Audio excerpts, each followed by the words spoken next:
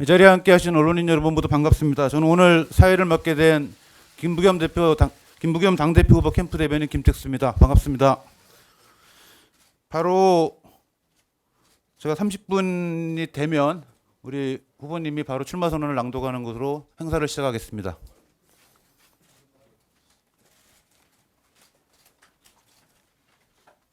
네, 바로 시작해 주시기 바랍니다. 안녕하십니까, 김부겸입니다. 저는 오늘 아침 현충원을 참배하고 고 김대중 대통령님, 이효 여사님 묘역도 멀리서 돌아보았습니다. 지금 코로나19 방역 때문에 직접 묘소를 참배할 수는 없었지만 그분과 처음 정치권에서 만난 옛 인연이 생각났습니다. 제가 김대중, 이기택 두 분 공동대표가 이끄시던 민주당의 부대변인으로 임명받아 처음 인사로 하를 갔던 날 제 손을 잡으시고 정치인은 서생적 문제의식과 상인적 현실 감각을 가지고 국민들보다 딱 한 발 앞서서 국민들에게 호소하고 또 국민들에게 동의를 구하는 그런 일이라고 그렇게 가르쳐 주시던 김대중 총재님의 그 모습이 생각이 났습니다. 그 뒤로 30년 동안 저는 바로 그런 김대중 총재의 가르침에 따르는 그런 정치를 하고 여기까지 왔습니다. 오늘 저는 민주당의 당대표가 되기 위해서 이 자리에 서 있습니다. 전국에서 골고루 사랑받는 그런 정당의 당대표가 되는 것, 그것이 저희 오랜 정치적 꿈이었습니다. 존경하는 국민 여러분, 사랑하는 당원 동지 여러분, 1980년 5월 저는 서울의 산동네 달동네에서 유인물을 뿌렸습니다. 광주가 죽어가고 있습니다. 광주를 살려야 합니다. 1980년 5월 광주의 그 경험은 저의 인생을 근본적으로 바꿔놓았습니다. 박정희 정권, 전두환 정권, 노태우 정권에 걸쳐서 3번의 감옥 생활을 했습니다만 그 뒤로 저는 가난하고 힘든 사람의 벗이 되겠다, 또 그들 곁에 있어야 되겠다는 저의 사회적 정치적인 제 뜻을 지킨 채 오늘 이 자리까지 와 있습니다.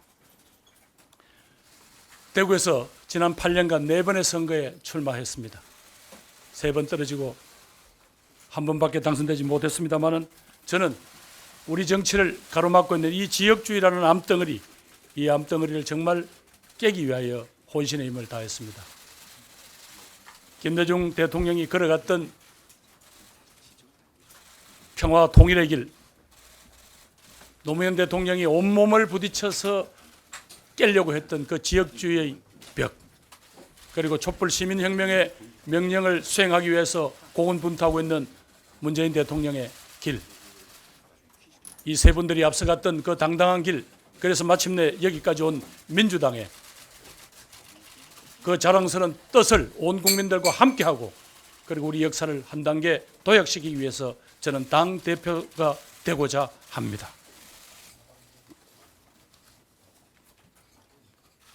저는 오늘 2년간 당을 책임지고 가야 할 민주당 당대표의 엄중한 책임에 대해서 다시 생각해 봅니다. 우선 무엇보다도 내년 4월에는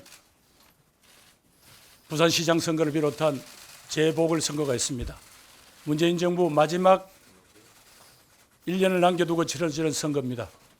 양쪽이 아마 치열하게 대결할 수밖에 없을 겁니다.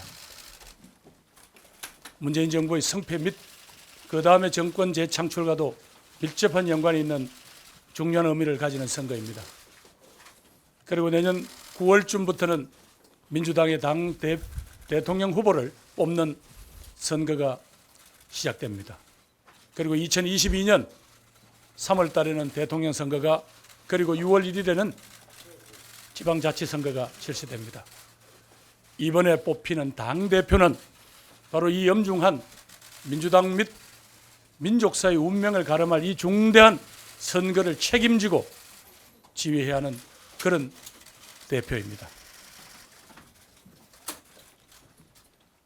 따라서 대선을 공정하게 관리할 뿐만 아니라 민주당에 대한 국민들의 뜨거운 사랑, 또 민주당이 더 잘했으면 하는 국민들의 따끔한 질책까지 모두 다 묶어서 더 큰 민주당을 만드는 그 책임이 이번에 뽑힐 민주당 대표에게 주어진 것이다. 저는 그렇게 생각을 합니다. 저 김부겸은 꽃가마를 타는 당 대표가 아니라 당원 동지들과 함께 국민들의 바닷속에서 노를 저어가면서 땀을 흘려가면서 우리들이 함께 꾸는 꿈을 실현하자고 호소하는 그런 당대표가 될 것입니다. 거듭 약속드립니다. 저는 당대표가 된다면 2년 임기의 당대표가 임기를 꼭 채워서 아까 말씀드린 그 중요한 정치적 고비를 당원과 국민들과 지지자들과 함께 반드시 돌파해 내겠습니다. 그래서 더 큰 민주당이 대한민국 국민들의 가치와 기준을 당당하게 후퇴할 수 없을 만큼 그렇게 진전시키는 당대표가 될 것입니다. 존경하는 국민 여러분, 당원 동지 여러분, 제가 당대표가 되면 176분의 국회의원님들 그리고 많은 자치단체장님들 또 각 자치의회의 의원님들 그리고 150만에 이르는 우리 당원 여러분들과 함께 다음과 같은 중요한 국민과의 약속을 실현하고자 합니다. 바로 그것이야말로 우리 당의 존립의 이유인 국민의 삶과 행복을 책임지는 책임국가의 길을 앞당기는 길이라고 생각합니다. 첫 번째, 코로나19 사태가 지금 우리 국민들을 괴롭히고 있습니다. 이것을 극복할 뿐만 아니라 그 이후에 대한민국을 준비하는 그런 역할을 하겠습니다. 많은 전문가들이 코로나19 이후의 우리들의 삶은 근본적으로 달라질 것이라고 합니다. 뭔가 전환기의 새로운 발상의 전환과 준비와 변혁이 필요하기 때문입니다. 특히 무엇보다도 이번에 코로나19 사태 때 가장 취약한 부분은 국가가 책임을 질 수밖에 없습니다. 전 국민 고용보험제도 도입 등 튼튼한 사회 안전망을 지금 시급히 준비해야 됩니다. 그리고 정치권 및 사회 일각에서 제기된 기본소득 도입 문제에 대한 토론에 들어가서 중장기적으로 대한민국 사회가 합의할 수 있는 수준을 빨리 도출해내야 하고 그것이야말로 코로나19 이후에 다시 그 이 아픔 속에서 가장 상처가 큰 국민들을 보담 쌓는 그런 중요한 일이라고 생각합니다. 두 번째는 지금 가장 뜨거운 쟁점이 되고 있습니다만 검찰개혁을 완수하겠습니다. 저는 행정안전부 장관 시절 박상기 법무장관, 조국 민정수석과 함께 검경수사권 조정 등 검찰개혁안을 정부안을 마련한 바가 있습니다. 핵심은 국민의 인권을 잘 보장하기 위한 어떤 제도가 필요한가에 있습니다. 그동안 관행처럼 굳어져온 비대한 검찰 권력, 국민의 통제를 받는 그런 방식으로 제도는 분명히 개혁되어야 합니다. 저는 최근 검찰 일부에서 일어나고 있는 여러 가지 행동에 대해서 국민들은 바로 당신들의 그런 행동이 그 노무현 대통령을 죽음으로 몰고 갔다라는 걸 잊지 않고 있다는 그런 경고를 드리고 싶습니다. 세 번째, 저는 남북의 교착 상태를 해결하는 그런 역할을 민주당이 함께 하겠습니다. 무엇보다도 인도적 지원을 적극 제기하도록 하겠습니다. 아무리 정치적인 또 제재라는 국제사회의 룰이 있다고 하더라도 인간의 생명과 관계되는 인도주의적인 가치를 넘어설 수는 없습니다.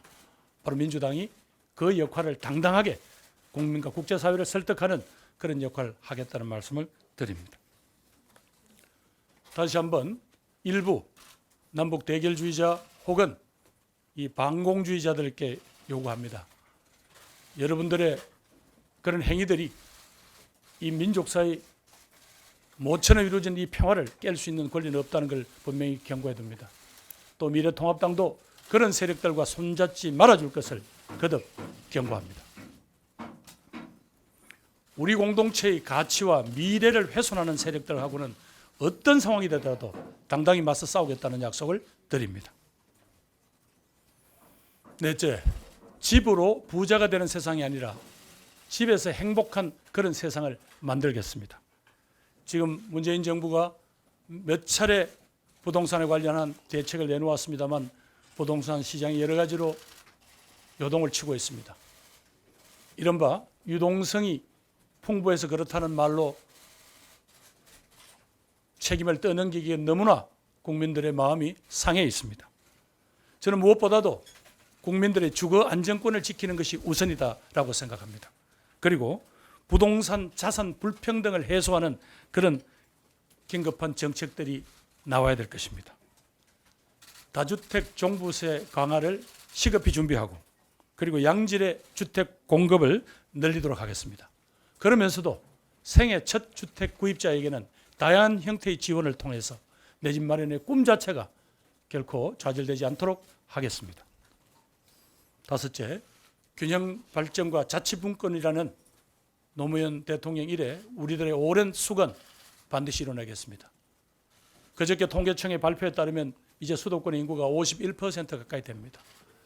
OECD 국가 어느 나라에도 이렇게 수도권에 인구가 밀집된 그런 나라, 또 그런 곳에서 경쟁력이 생길 수 없다는 것은 자명합니다.